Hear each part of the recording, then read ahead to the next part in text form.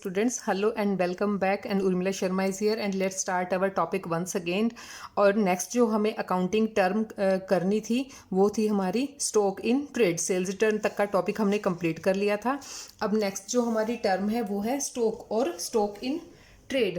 अब स्टॉक क्या है, देखिए जब हम क्या करते हैं, जिन प्रोडक्ट्स को कोई भी बिजनेसमैन रीसेल करने के लिए परचेज करता है, ठीक है, वो क्या है, उसको अपने पास जमा करके रखता है। लेकिन जब तक वो सेल नहीं हो जाता, अगर एक अकाउंटिंग पीरियड में वो प्रोडक्ट पूरा सेल नहीं होता, उसका कुछ भी उसको हमने जो अपने बिजनेस में है स्टोर करके रख लिया, ठीक है, तो वो क्या है, जितना प्रोडक्ट अभी तक सेल नहीं हुआ है, अनसोल्ड है, वो हमारे पास रखा हुआ है, उसे ही हम स्टॉक कहते हैं। ठीक है, तो अब स्टॉक क्या है, टू टाइप्स का है, opening and closing. Opening stock कौन सा होगा, जब हमारा अकाउंटिंग ईयर स्टार्ट होता है और उस स्टार्टिंग डेट को जो हमारे पास स्टॉक रखा हुआ होता है, ठीक है, वो हमारा ओपनिंग स्टॉक है। और क्लोजिंग स्टॉक क्या है, जब हमारा अकाउंटिंग ईयर कंप्लीट होता है, एंड डेट होती है हमारे अकाउंटिंग ईयर की, उस डेट को जो स्टॉक की वैल्यू हमारे पास रखी हुई होती है उसे हम कहते हैं क्लोजिंग स्टॉक। नेक्स्ट देखिए इन्वेंट्री। अब इन्वेंट्री क्या है, जो स्टॉक है वो तो क्या है, फिनिश्ड गुड्स है, हमने उसको एकदम फिनिश्ड फॉर्म में ही उसको परचेज किया था और उसको हम रीसेल करते हैं। लेकिन इन्वेंट्री वो है जो हम खुद अपनी फैक्ट्री में या अपनी जो मैन्युफैक्चरिंग यूनिट है वहाँ पे हम उसको प्रिपेयर करते हैं, उसको हम खुद बनाते हैं। अब इन्वेंट्री चार तरह की हो सकती है। पहली इन्वेंट्री किस चीज़ की है, रॉ मटेरियल की, क्योंकि जब हम क्या है प्रोडक्ट्स को खुद उसका मैन्युफैक्चरिंग कर रहे हैं, प्रोडक्ट्स को हम खुद बना रहे हैं, तो उसके लिए हम क्या है, मटेरियल परचेज करते होंगे, उसी से वो प्रोडक्ट तैयार होता है ना। तो ये क्या है, सबसे पहले जो इन्वेंट्री होगी वो किस चीज़ की होगी, रॉ मटेरियल की, यानी कि हमने जो कच्चा सामान खरीद रखा है। रॉ मटेरियल मीन्स उसका कच्चा सामान होता है जिससे हम एक प्रोडक्ट को तैयार करते हैं, तो उसकी inventory. Secondly work in progress, inventory of work in progress. Work in progress का क्या मतलब है कि जो प्रोडक्ट की मैन्युफैक्चरिंग है वो अभी प्रोसेस में है, वो कंप्लीट प्रोडक्ट अभी सेल करने की फॉर्म में तैयार नहीं हुआ है, उसे हम सेमी फिनिश्ड प्रोडक्ट्स भी कह सकते हैं या फिर वर्क इन प्रोग्रेस भी कह सकते हैं। इसमें क्या क्या चीज़ें यूज़ होंगी वर्क इन प्रोग्रेस में, देखिए एक तो जो हमने रॉ मटेरियल यूज़ किया है वो होता है उसमें, और उस पर क्या है, अभी हम लेबर खर्च कर रहे हैं, क्योंकि जो लेबरर उसको बनाएंगे या जो पर्सन हमने अपॉइंट कर रखे हैं उसको बनाने के लिए, उनकी कॉस्ट उसमें इंक्लूड होगी। और मशीनों को चलाने के लिए हम क्या है, पावर का यूज़ करेंगे, बिजली वगैरह का यूज़ करेंगे, ठीक है, या फिर फ्यूल वगैरह डलेगा मशीनों में, लुब्रिकेंट्स वगैरह डलेंगे, और भी बहुत सारे एक्सपेंसेस होते हैं जो हम उस पर करते हैं। तो वो सारी चीज़ें मिलाकर क्या होता है, inventory of work in progress होता है। इसका बेस्ट एग्जाम्पल क्या है, जैसे कपड़ा बनाने वाली कोई मिल है, उसने क्या है, थ्रेड बना लिया है और अभी कपड़ा बुनना बाकी है। और रॉ मटेरियल का एग्जाम्पल क्या हो सकता है इसी एग्जाम्पल में, जैसे कॉटन, ठीक है, कॉटन का हम कपड़ा बनाते हैं, तो जो कच्ची कॉटन होगी जो हम खरीदते हैं वो क्या होगा, यहाँ पे रॉ मटेरियल होगा। थर्ड आ जाता है इसमें इन्वेंट्री ऑफ फिनिश्ड गुड्स। अब फिनिश्ड गुड्स का क्या मतलब है कि जिसकी प्रोसेसिंग फिनिश हो चुकी है, वो गुड्स जिनकी प्रोसेसिंग फिनिश हो चुकी है, इसको फिनिश्ड या मतलब सेल करने की फॉर्म में हमारा प्रोडक्ट बनके तैयार हो गया है, वो सेल करने के लिए रेडी है, लेकिन अभी तक या अकाउंटिंग ईयर के कंप्लीट होने तक वो क्या है, अभी सेल नहीं हुआ है, हमारे पास वो जमा है, तो वो क्या हो गया, इन्वेंट्री ऑफ फिनिश्ड गुड्स हो गया।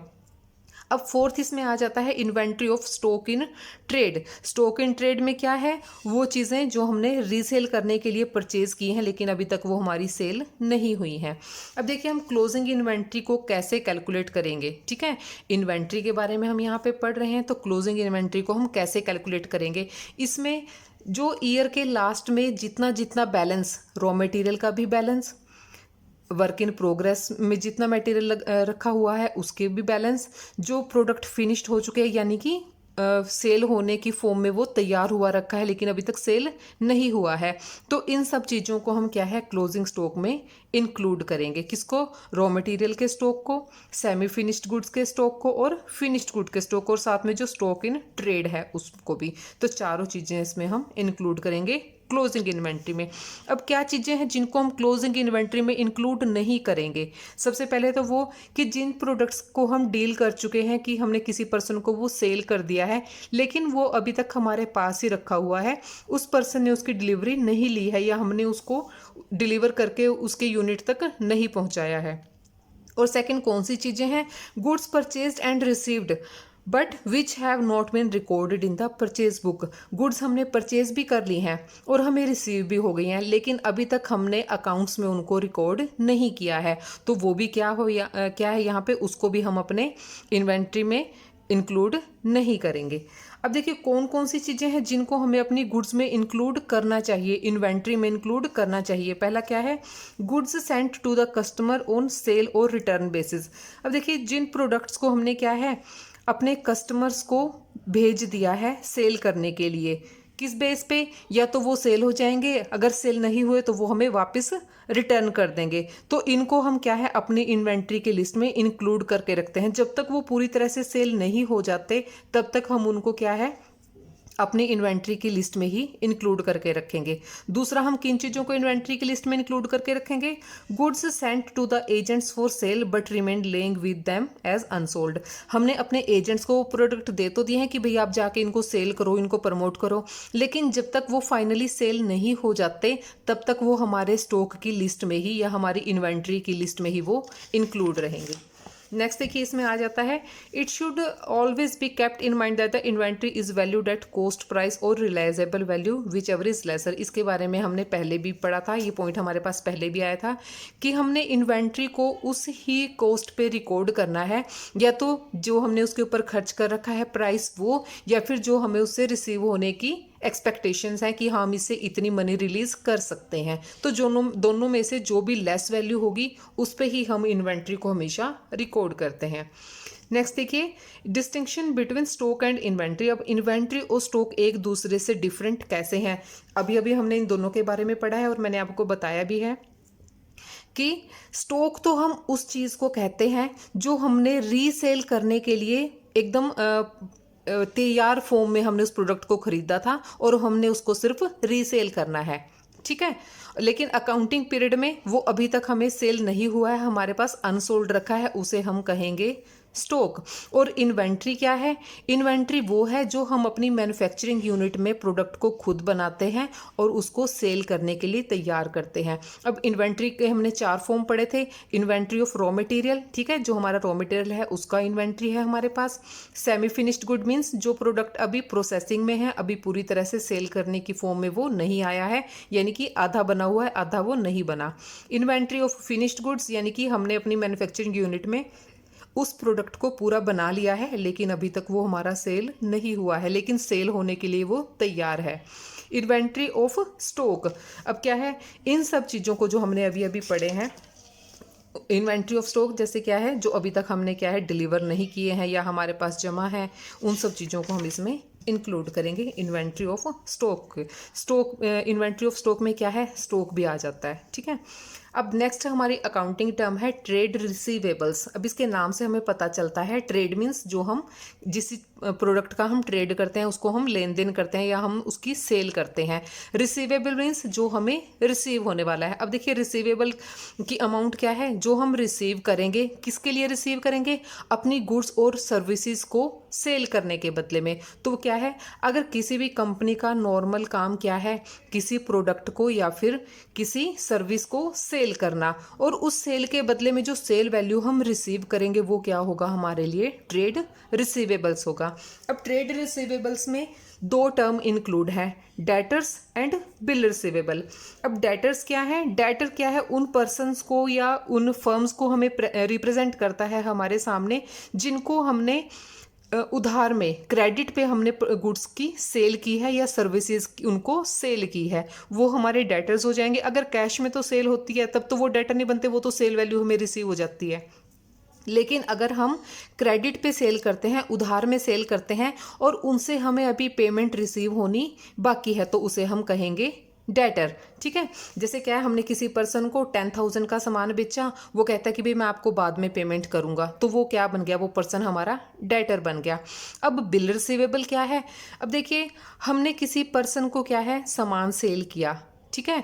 अब हम चाहते हैं कि वो हमें पेमेंट करे, लेकिन वो क्या कहता है कि भाई अभी नहीं पेमेंट करूंगा। उसके बदले में अब क्या करेगा, जिसने प्रोडक्ट सेल किया है, सपोज करो कि मैं आपको प्रोडक्ट सेल कर रही हूँ, तो मैं क्या करूंगी, एक बिल तैयार कर दूंगी। ठीक है, एक बिल बना दूंगी मैं, और उस बिल को क्या है सामने वाले को प्रेजेंट करूंगी, और वो उसको एक्सेप्ट कर लेगा और उस पर अपने सिग्नेचर कर देगा, और उस पर डेट मेंशन कर देगा कि इस डेट को आप मेरे बैंक अकाउंट से इतनी अमाउंट निकलवा लेना। तो जो वो बिल तैयार करके मुझे देगा और उसको वो एक्सेप्ट कर लेगा। ठीक है, तो वो मेरे लिए क्या बन जाएगा, बिल रिसीवेबल। और जो जिस पर्सन ने पेमेंट करनी है, यही बिल उसके लिए क्या बन जाएगा, बिल्स पेबल बन जाएगा। तो एक बिल्स रिसीवेबल और बिल पेबल एक ही चीज है, लेकिन क्या है, रिसीव करने वाले के लिए ये रिसीवेबल है, यानी कि जिसने गुड्स की सेल की है उसके लिए ये रिसीवेबल है, और जिसने परचेज किए हैं गुड्स उसके लिए वो बिल्स पेबल है। नेक्स्ट आ जाते हैं ट्रेड पेबल्स। ये ट्रेड रिसीवेबल के सिमिलर हैं, लेकिन क्या है, ये जो पर्सन रिसीव करने वाला है, जिसने प्रोडक्ट सेल किए हैं उसको होगा, और पेबल्स किसके लिए होगा, जिसने गुड्स परचेज की हैं और परचेज के बदले में वो उसकी वैल्यू को देने वाला है। अब देखिए, trade payables in the amount payable on account of goods purchased और services taken in the normal course of business. किसी भी बिजनेस यूनिट का जो नॉर्मल काम है, अपनी गुड्स को सेल करना या सर्विसेज को सेल करना, जब वो उन चीज़ों को क्या करता है, सेकंड पर्सन उसको परचेज करता है, तो परचेज करने वाले के लिए क्या वो हो गया, पेबल्स हो गए, क्योंकि उस प्रोडक्ट के बदले में या उस सर्विस के बदले में उसे कुछ ना कुछ पेमेंट देनी पड़ेगी। तो इसमें क्या आ जाते हैं, creditors and bills payable. Creditor क्या है, जैसे हमने अपने प्रोडक्ट या सर्विस किसी पर्सन ने हमें सेल किए। ठीक है, किसी पर्सन ने हमें वो सेल किए, हम परचेज कर रहे हैं उसकी चीज़ें, तो हम उसके लिए क्या बन जाएंगे, क्रेडिटर बन जाएंगे। हमने उसको पे करना है। ठीक है, जिस पर्सन ने पेमेंट हमसे रिसीव करनी है वो क्या बन जाएंगे, हमारे क्रेडिटर बन जाएंगे, हमने उनको देना है ना। तो क्रेडिटर्स क्या है, जब हम उधार में, जैसे डेटर्स क्या थे, जब हम उधार में सामान बेचते हैं और जिस पर्सन से हम रिसीव करेंगे वो हमारा डेटर हो गया। ऐसे ही अगर हम उधार में परचेज करते हैं और हमने किसी और को पेमेंट करनी है, तो वो क्या बन गए, हमारे क्रेडिटर बन गए, वो हमारे लेनदार बन गए। ठीक है, ऐसे ही बिल्स पेबल हैं। जैसे परचेज करने वाला पर्सन क्या करेगा, उसको पे करेगा। ठीक है, वो क्या करेगा, जैसे जिस पर्सन ने गुड्स की सेल की है वो क्या करेगा, एक बिल तैयार कर देगा, सामने वाले को प्रेजेंट करेगा और फिर वापस अपने पास रख लेगा। सामने वाले पर्सन के लिए वो क्या बन गया, बिल्स पेबल बन गया। नेक्स्ट आ जाता है इसमें गुड्स। अब गुड्स क्या है, goods include all those things which are purchased for resale. ठीक है, रीसेल करने के लिए जिन प्रोडक्ट्स को खरीदा जाता है वो क्या होती हैं, गुड्स होती हैं। ठीक है, इसमें क्या है, अगर देखो कोई फर्नीचर का काम करने वाला पर्सन है, ठीक है, फर्नीचर का डीलर है कोई, अगर वो फर्नीचर को परचेज करता है रीसेल करने के लिए, तो उसके लिए वो क्या है, गुड्स है। लेकिन अगर वही फर्नीचर कोई पर्सन अपनी शॉप में रखने के लिए या अपने ऑफिस में रखने के लिए परचेज करता है, तो उसके लिए वो क्या है, उसके लिए वो फर्नीचर है, गुड्स नहीं है। गुड्स मीन्स वो चीज़ें जो हम रीसेल करने के लिए परचेज करते हैं वो हमारे लिए गुड्स होती हैं। ऐसे स्टेशनरी का एग्जांपल ले लीजिए, अगर कोई स्टेशनरी का बिजनेस करने वाला है या कोई पर्सन है कि वो स्टेशनरी का ही बिजनेस करता है, उसकी ही सेल परचेज करता है, तो उसके लिए तो स्टेशनरी गुड्स हो गया। लेकिन अगर हम अपने ऑफिस में स्टेशनरी जस्ट यूज़ करने के लिए खरीद रहे हैं, तो वो हमारे लिए क्या हो गया, एक एक्सपेंस हो गया। स्टेशनरी हमारे लिए क्या है, एक खर्चा हो गया कि हाँ हमारे ऑफिस में यूज़ होती है, तो इतने रुपए की हम उसको खरीद रहे हैं। तो ये है गुड्स। अब देखिए कॉस्ट। कॉस्ट क्या है, अगर हम कोई सर्विस या फिर गुड्स यूज़ करते हैं या खरीदते हैं, उसके बदले में जो रिसोर्स हमें पे करने होते हैं या जो अमाउंट उसके ऊपर हमें खर्च करनी होती है या उसके ऊपर जो अमाउंट हमें पे करनी पड़ती है, वो होते हैं हमारी कॉस्ट। ठीक है, the resources given up are money और मनी इज इक्वलेंट। अब जो रिसोर्स हमने खर्च किए हैं वो क्या है, या तो मनी होनी चाहिए या मनी के इक्वल होनी चाहिए, उसको हम मॉनेटरी वैल्यू में एक्सप्रेस कर सकें, तो वो क्या है, हमारी कॉस्ट। दोबारा देखिए, कॉस्ट क्या है, ये अमाउंट ऑफ रिसोर्सेज है जो हमें देनी पड़ती है या खर्च करनी पड़ती है, किसके बदले में, गुड्स को और सर्विसेज को पाने के बदले में, तो ये है हमारी कॉस्ट। नेक्स्ट आ जाता है वाउचर। अब वाउचर क्या है, वाउचर एक डॉक्यूमेंट है जो क्या है, जिन पर्सन्स को अथॉरिटी होती है बिजनेस की ट्रांजैक्शन करने की, बिजनेस की तरफ से पेमेंट करने की, उसे हम क्या कहते हैं, वो पर्सन क्या करेगा कि एक डॉक्यूमेंट तैयार करेगा। ठीक है, उस डॉक्यूमेंट पे क्या है, उसकी ट्रांजैक्शन के या उसके बिजनेस के नाम से वो तैयार होगा वो डॉक्यूमेंट, और क्या करेगा, वो उस पे अथॉरिटी जो होगी जिस पर्सन को उसको साइन करके पेमेंट करने की सामने वाले को, वो क्या होगा, उसका वाउचर होगा। ठीक है। अब जो हर एक कंपनी है या हर एक जो बिजनेस फर्म है वो अपने हिसाब से जैसे उसकी बिजनेस में बिजनेस ट्रांजैक्शंस होती हैं उन्हीं के अकॉर्डिंग वो अपना एक सेपरेट वाउचर प्रिपेयर करता है। ठीक है। ये हर एक बिजनेस अलग अलग होता है और अपने नाम से हर एक फर्म उसको प्रिंट करवाती है, और इसको क्या है, जो अकाउंटेंट होगा वो उसको तैयार करता है और उस पे क्या है, उसी के साइन होंगे, या फिर उस फर्म का जो अथोराइज कोई पर्सन होगा, कोई मैनेजर वगैरह होगा, वो उस वाउचर को साइन करके यूज़ करेगा। अब नेक्स्ट आ जाता है डिस्काउंट। डिस्काउंट क्या होता है, अगर हम किसी को क्या कर रहे हैं, सेल कर रहे हैं गुड्स की, ठीक है, और उसको क्या है, हम थोड़ी सी अलोवेंस दे देते हैं कि इसको आप कम पेमेंट कर दो इसकी, तो वो जो पेमेंट हम सेल वैल्यू से कम पेमेंट कर रहे हैं या सेल वैल्यू में जो रिडक्शन हम कर रहे हैं वो क्या है, डिस्काउंट है। अब डिस्काउंट हम क्यों देते हैं, एक तो अपनी सेल को बढ़ाने के लिए और दूसरा जल्दी से उसकी पेमेंट को रिसीव करने के लिए, ताकि जल्दी से उसके लिए हमें जो है वो कैश रिसीव हो जाए। अब डिस्काउंट जो है 2 टाइप्स का होता है, पहला ट्रेड डिस्काउंट और दूसरा कैश डिस्काउंट। जो ट्रेड डिस्काउंट तो होता है वो हम जितने भी प्रोडक्ट सेल करते हैं वो सभी के ऊपर दिया जाता है, चाहे वो कैश में सेल कर रहे हैं या फिर नॉन कैश में या क्रेडिट में सेल कर रहे हैं। ठीक है। तो ट्रेड डिस्काउंट क्या है, वो एक लिस्ट प्राइस होती है, जितने भी प्रोडक्ट हम सेल करने वाले हैं, जितने प्रोडक्ट हमने सेल किए हैं उन पूरी लिस्ट पे ही हम क्या है, डिस्काउंट देते हैं, या फिर क्या करते हैं कि जितनी सेल वैल्यू बनती है उसमें से कुछ अमाउंट लेस कर देते हैं, वो हो जाएगा ट्रेड डिस्काउंट। वो अगर हम क्रेडिट पे सेल कर रहे हैं तब भी देंगे और कैश में सेल कर रहे हैं तब भी देंगे। नेक्स्ट हो जाता है cash discount. Cash discount specially किस लिए दिया जाता है, अपने कस्टमर्स को एक्साइट करने के लिए कि वो जल्दी से पेमेंट करें कैश डिस्काउंट के लालच में। ठीक है। ताकि क्या है, वो जल्दी से जल्दी पेमेंट कर दें। ऐसा ऑफर रख सकते हैं कि जो person within one week payment करेंगे वो क्या है, कैश डिस्काउंट पाएंगे। कितना परसेंट, 2%, 10%, 5%, वो कितना भी हो सकता है, वो बिजनेसमैन अपने अकॉर्डिंग रखता है। अब नेक्स्ट आ जाता है रिबेट। अब देखिए रिबेट क्या है, ये तो है जो डिस्काउंट है, ये है सेल वैल्यू को बढ़ाने के लिए, सेल को बढ़ाने के लिए और जल्दी अपने डेटर्स से कैश को रिकवर करने के लिए। अब रिबेट क्या है, रिबेट है उन प्रोडक्ट्स पे रिबेट लगती है जो हम पहले ही सेल कर चुके हैं, जो ऑलरेडी सोल्ड हो चुके हैं, जिनको हम पहले ही सेल कर चुके हैं। अब उस पे हमें रिबेट देने की या कंसेशन देने की ज़रूरत क्यों होती है। अब देखिए हमने क्या है, अपना प्रोडक्ट किसी को सेल कर दिया, ठीक है, सेल करने के बाद क्या है, जिस पर्सन ने वो परचेज किए थे वो कहता है कि भाई आपके प्रोडक्ट में कहीं पे डिफेक्ट है, या वो पुअर क्वालिटी का है, या जैसा हम चाहते थे वो क्वालिटी सारी की सारी उसके अंदर प्रेजेंट नहीं है। तो हम क्या चाहेंगे कि वो हमारा सेल किया हुआ जो सामान है वो वापस ना आए हमारे पास, उससे हमें कुछ ना कुछ तो रिकवर हो जाए। तो ऐसे में हम क्या करेंगे, उसको ये कहेंगे कि भाई नेक्स्ट टाइम जब हम आपको डिलीवरी देंगे प्रोडक्ट्स की तो हम बेस्ट क्वालिटी का देंगे। अभी जो हमने सेल किए हैं आपको प्रोडक्ट, इनकी आप हमें कम वैल्यू दे दो। ठीक है। तो एक्चुअल जो सेल वैल्यू थी उससे जो हम उसमें हम माइनस कर देते हैं अपनी सेल वैल्यू में, सेल होने के बाद प्रोडक्ट के प्राइस को जब हम कम कर देते हैं तो वो होती है हमारी रिबेट। ठीक है। जैसे इसके लिए हम एग्जांपल ले लेते हैं कि हमने 10,000 का सामान सेल कर दिया, ठीक है, हमारा चला गया है वहाँ पे, लेकिन जाने के बाद जिसने परचेज़ किया है वो कहता है कि भाई ये तो अप टू मार्क नहीं है, जैसा मैं चाहता था ये प्रोडक्ट वैसा नहीं है, मैं इसको वापस करना चाहता हूँ। तो अपनी सेल को बनाए रखने के लिए और वो प्रोडक्ट वापस हमारे पास ना आए, तो उसमें क्या करते हैं कि हम ऐसे बोल देंगे कि भाई चलो हमारा बिल 10,000 बनता था, आप हमें 7,000 दे देना। तो यहाँ पे जो 3,000 की अमाउंट है वो क्या है, रिबेट है। ठीक है। अब देखिए नेक्स्ट हमारी अकाउंटिंग टर्म है गुड्स एंड सर्विसेज टैक्स। अब देखो जीएसटी का जो टॉपिक है वो हमारे सिलेबस में +1 के सिलेबस में नया ऐड हुआ है।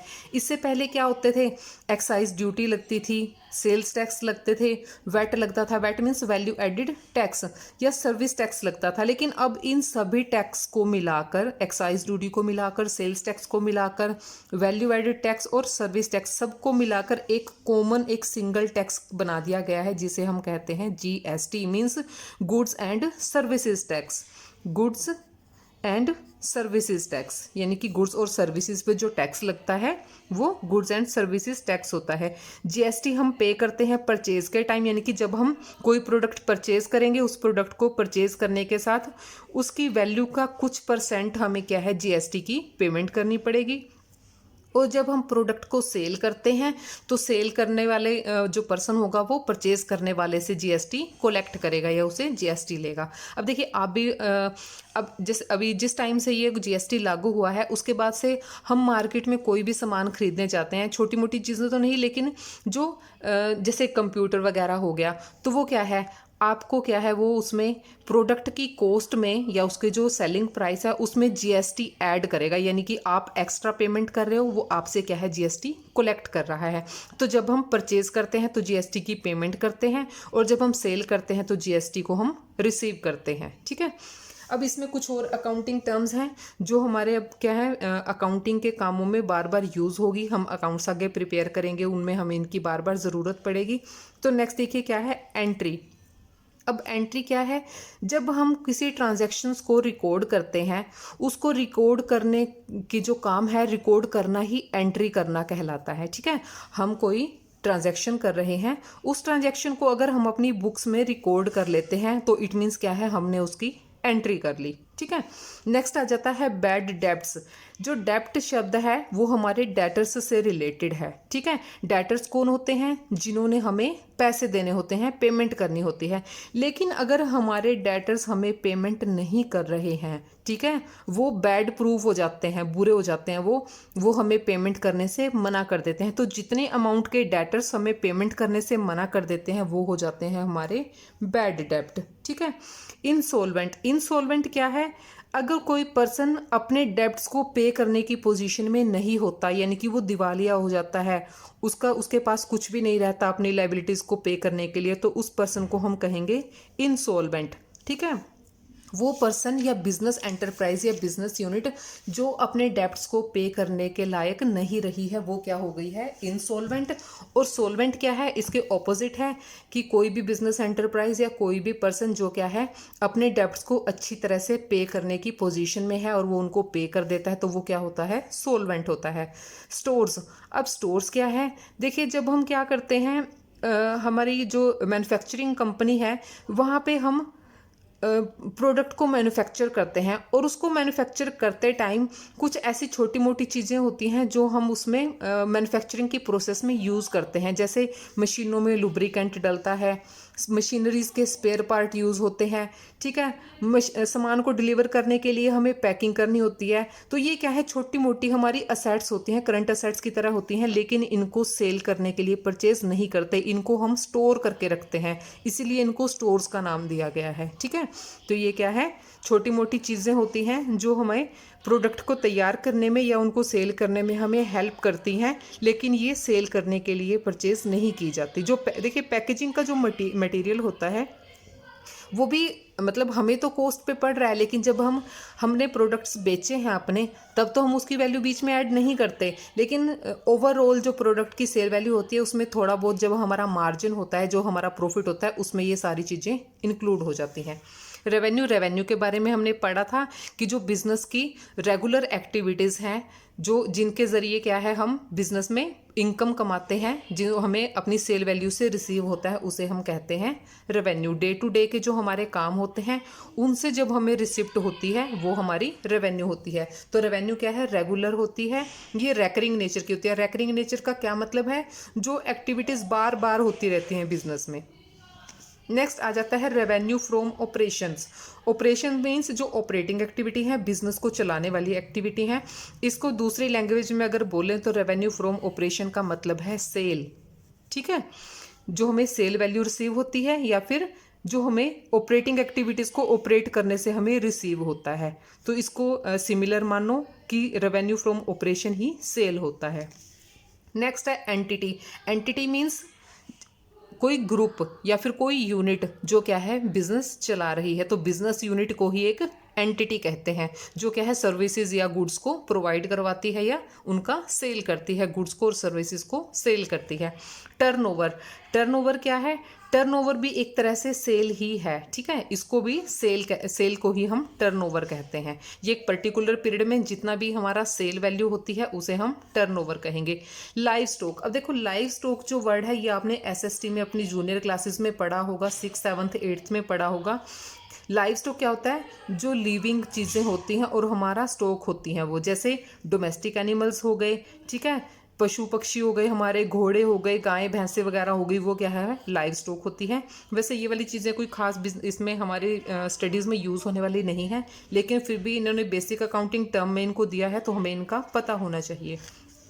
अब यहाँ पे हमारा टॉपिक कंप्लीट होने वाला है और यहाँ पे लास्ट हमारी जो अकाउंटिंग टर्म है वो है इन्वेस्टमेंट। इन्वेस्टमेंट क्या है कि हमने अपने बिजनेस में पैसा ना लगाकर कहीं और हमने क्या है पैसा इन्वेस्ट कर रखा है और उसके बदले में हमें क्या है फ्यूचर में इनकम होगी या उस पर हमें कुछ ना कुछ रिटर्न मिलेगा, उसे हम कहते हैं इन्वेस्टमेंट।